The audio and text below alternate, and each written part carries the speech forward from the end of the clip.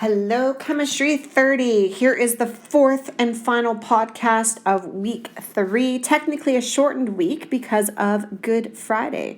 So beautiful that this continues on right from what we've been doing. It is a small calculation related to voltaic cells, which is called cell potential. And by cell potential, all I mean is the potential of this particular combination of an oxidation reaction and a reduction reaction to do work, to produce enough electricity to actually do something. Well, and of course this is true, hence batteries exist. Now, a couple definitions that we need to get out of the way first. This word standard. Now, your page 7 sheet in your data booklet that talks about all of the different reduction half reactions, all of those are considered to be standard electrode potentials. And the reason for that is that they're at very specific circumstances. The concentration is very specific. It's at a molarity of 1.0 mole per liter. Now, just so you know, this big M equals molarity. And we start to talk about that a little bit more. Yes, I know big M is molar mass, but big M is also molarity, a concentration per liter for moles. Anyway, the other thing in terms of a standard cell is that it's at a specific temperature, 25 degrees Celsius. If you think back to Chem 20, you were introduced to SATP, standard ambient temperature and pressure. This applies to many circumstances. We're saying that the data table on page 7, all of these points, all of these values were at a specific SATP condition. All right, that out of the way. When we consider our standard cells and we're specific to the standard reduction potentials, this has a new symbol. It's a capital E with a little circle. The circle is indicative of it being standard, right? So at those SATP conditions. And essentially it's reduction. So this is all about how good is that half cell at gaining electrons. And the stronger the oxidizing agent, the better it is at gaining electrons. In other words, the stronger the oxidizing agent, the greater the electrical potential, which is measured as energy in volts. So if you go back to our page 7 on here, and think right up to the top here with fluorine. So fluorine gas is the strongest oxidizing agent on this table. And its electrical potential is positive 2.87 volts, which means it is better than anything else on this page 7 table at gaining electrons. For example, let's take it a little bit further down and we'll compare that fluorine gas to, say, iodine solid. Now, iodine solid is also an okay oxidizing agent, nothing wrong with it, but its ability to gain electrons is significantly lower, positive 0.54. Okay, and as you continue on, you can even see some of these go into the negative. All right, let's go back to cell potential again.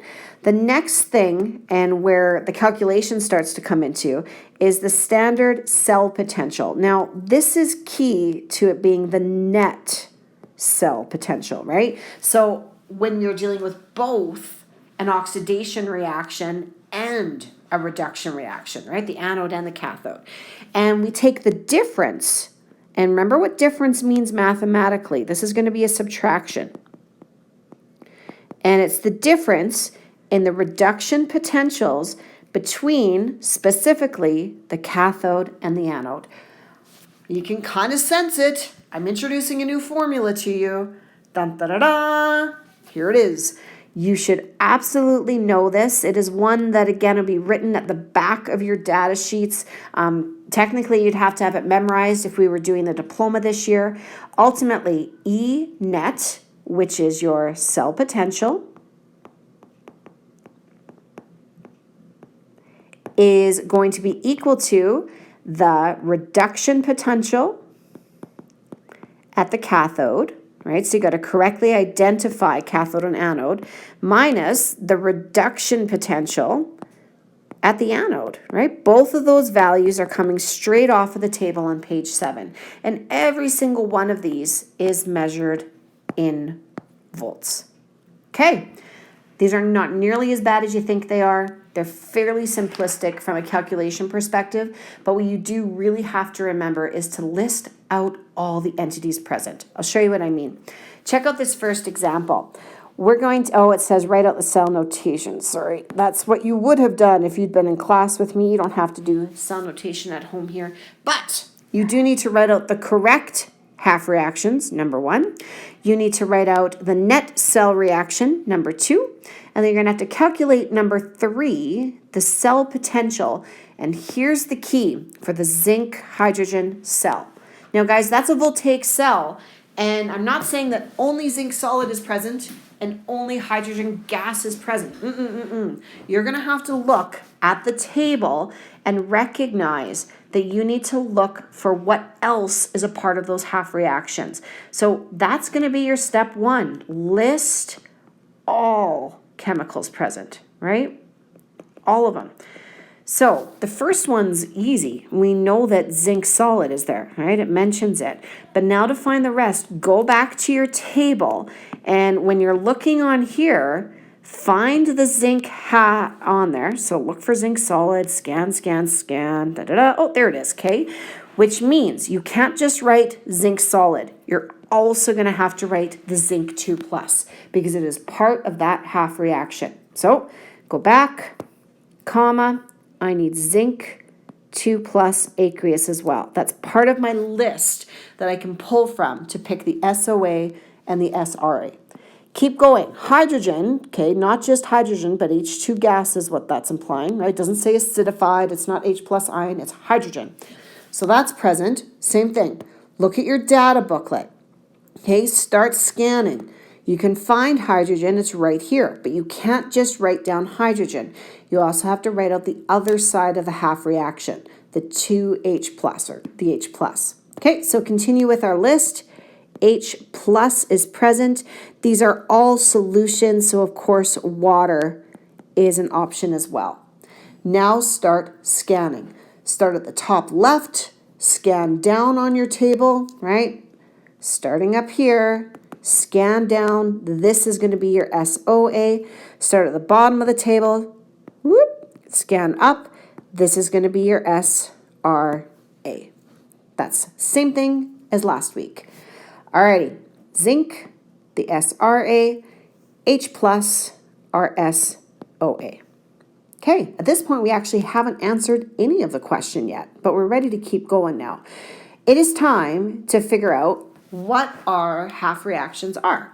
So I'm going to start with the cathode, and the cathode is going to be our reduction reaction, which is our SOA. So that's going to be our H+, and if you take the half reaction from your table, there's 2 of them, 2H+ plus 2 electrons, I'm getting this right off of page 7, produces H2 gas. And remember, that's at the cathode, which makes it the SOA, which makes it the reduction reaction. Don't get mixed up. Move on to the anode.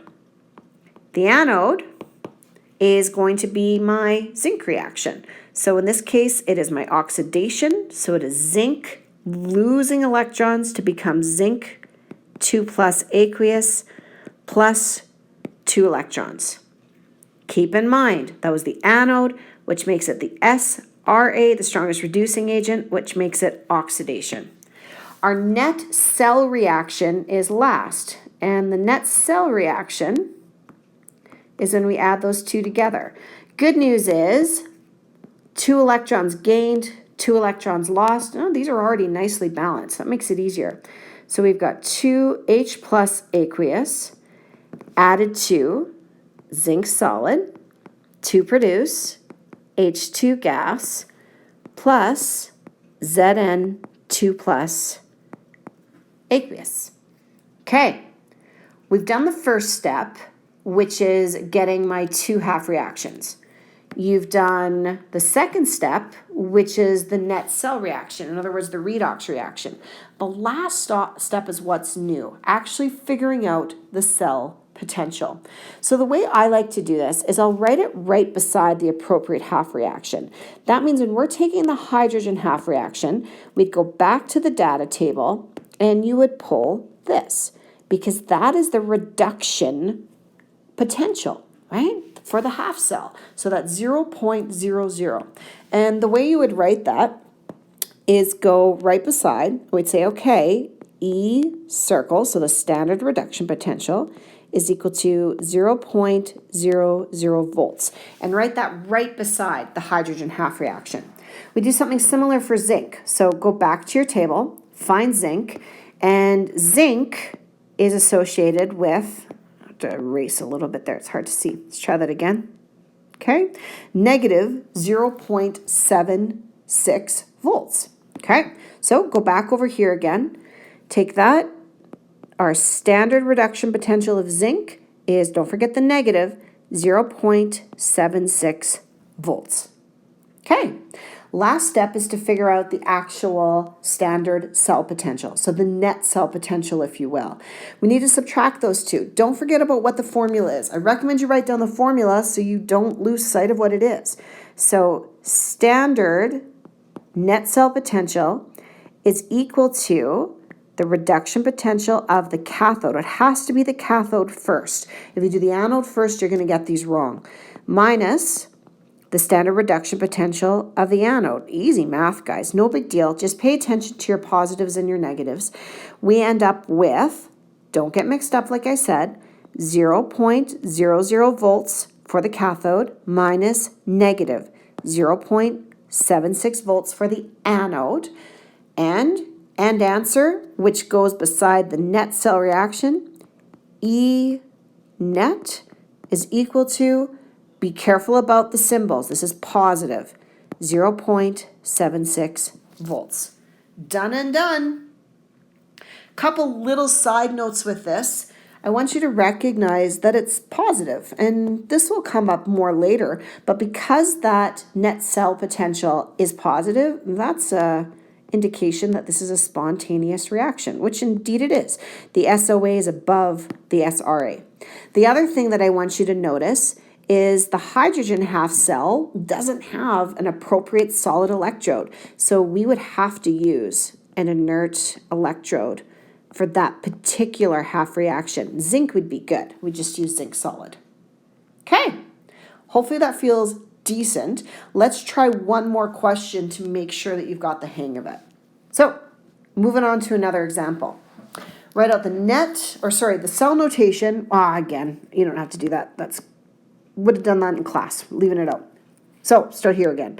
Write out the correct half reactions. Second, the net cell reaction. And third, the cell potential for, this is an interesting one.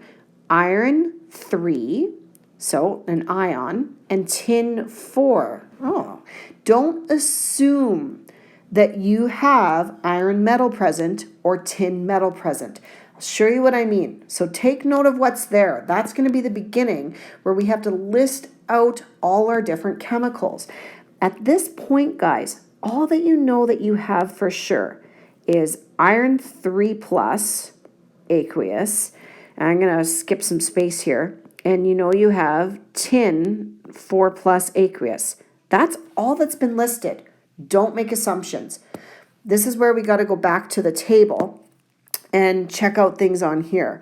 So hunt for those two things. Hunt for the iron 3 plus and hunt for the tin 4. All right. So keep going around here. Let's see. I'm going to highlight with it. Ding, ding, ding. There's my, whoops, wrong side here.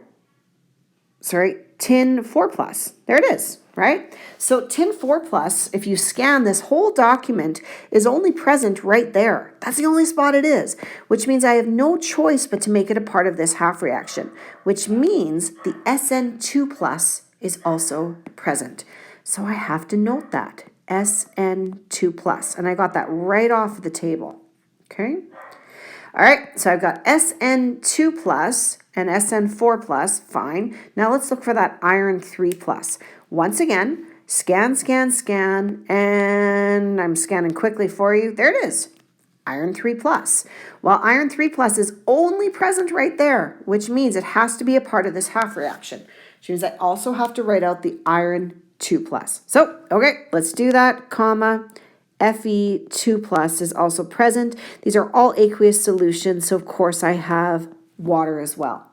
Now, from those 5 different entities, find the strongest oxidizing agent, find the strongest reducing agent. And if you scan this, you can see pretty quick that it's the iron 3 plus, that's the SOA, and it is the tin 2 plus, that's the SRA. Here's where this could have gotten tough. Tin 2 plus wasn't even listed at first. You had to find it from the table to recognize that that's the SRA. Okay? So be careful. Take your time with those. That's building on skill sets that we did last week. Let's keep going. Writing out the half reactions. We'll start with the cathode, which is the reduction half reaction. The reduction half reaction happens for the strongest oxidizing agent. In other words, it is my Fe3 plus aqueous that is going to gain 1 electron. This is right off of the table, guys. Just you have to write it as a reduction reaction to produce the Fe2 plus aqueous. Vice versa, my anode is going to be the oxidation reaction, so the SRA. So write it as an oxidation reaction. SN2 plus aqueous is going to produce SN4 plus, right off of page 7, plus 2 electrons. These aren't balanced. I have 1 electron being gained at the cathode and 2 being lost at the anode. So I'm going to have to multiply the cathode reaction by 2 to make sure that my electrons being gained and lost are actually balanced. Move on into the net cell reaction. Add those 2 together. We're going to have our Fe3 plus aqueous, but remember that there are 2 of them because we multiplied it by 2, plus SN2 plus aqueous produces 2 Fe2 plus aqueous, iron 2 plus our tin 4 plus aqueous. There's our net cell. Okay, last bit, cell potential. There's the new stuff right from page 7. Find the reduction potentials for both of those half reactions. So going right back to here, the iron reduction potential is positive 0.77 volts. Vice versa, the tin reduction potential is positive 0.15 volts. That's what gets written down beside.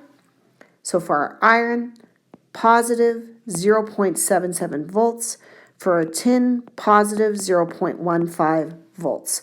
Remember from the perspective of calculations, show the formula, memorize it this way. The net cell potential is going to equal the reduction potential of first the cathode minus the reduction potential of the anode. In other words, it's going to be positive 0.77 volts minus positive 0.15 volts, which will give us a net cell potential equal to positive 0.62 volts. And there you have it. We just figured out what the cell potential is for an iron 3 tin 4 cell. Really important last point here is notice that whether I'm using a half reaction as a reduction reaction or an oxidation reaction, that reduction potential, these numbers that we wrote down, they stay exactly as they are on page 7. Even though I multiplied this half reaction by 2, I didn't multiply 0.77 by 2.